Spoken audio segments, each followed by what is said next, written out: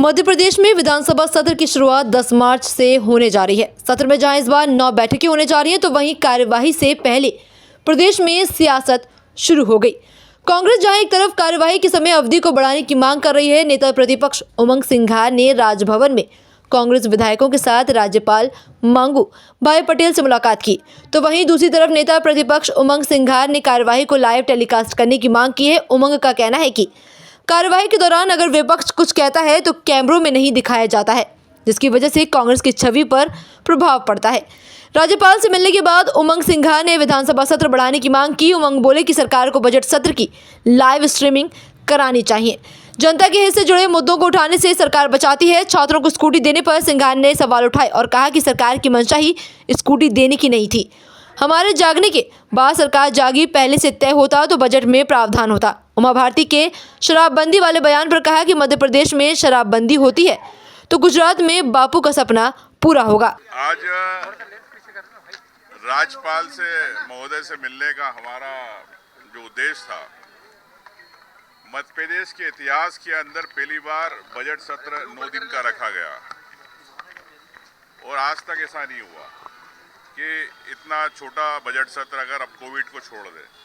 सरकार घबराती है जनता के प्रश्नों के, जनप्रतिनिधियों के प्रश्नों के जवाब देना। ये स्पष्ट होता है कि भारतीय जनता पार्टी की सरकार विपक्ष से घबरा गई प्रदेश के अंदर। और आज हमने गवर्नर साहब को कहा कि इस पे चर्चा होना चाहिए और बढ़ना चाहिए, आप भी इस पे हस्तक्षेप करें।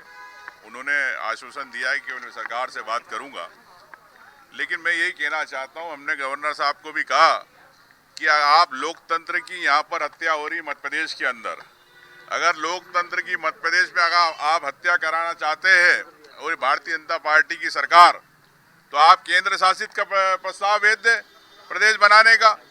क्यों जरूरत फिर यहाँ पे चुनाव कराने की? कि मंत्री और जो मुख्यमंत्री है भारतीय जनता पार्टी के, क्या सिर्फ चुनाव जीतने के लिए आप सरकार में रह रहे हो? क्या सरकार आम जनता की बात नहीं करना चाहती? जनप्रतिनिधियों की बात विधानसभा में अगर उठाना चाहते हैं जनप्रतिनिधि, उस पर चर्चा नहीं करना चाहती। ये हमारा विरोध है और हम इसकी लड़ाई लड़ेंगे। और मैं यही कहना चाहता हूं कि ये मध्य प्रदेश में लोकतंत्र की हत्या हो रही है। जिस प्रकार से भारतीय जनता पार्टी बैठ के कम कर रही है, विधायकों की बात आम इस पे नहीं आने देना चाहती है प्लेटफॉर्म पे, ताकि आम जनता को पता चले कि हमारा जनप्रतिनिधि क्या कर रहा है। लेकिन भारतीय जनता पार्टी डरपोक है।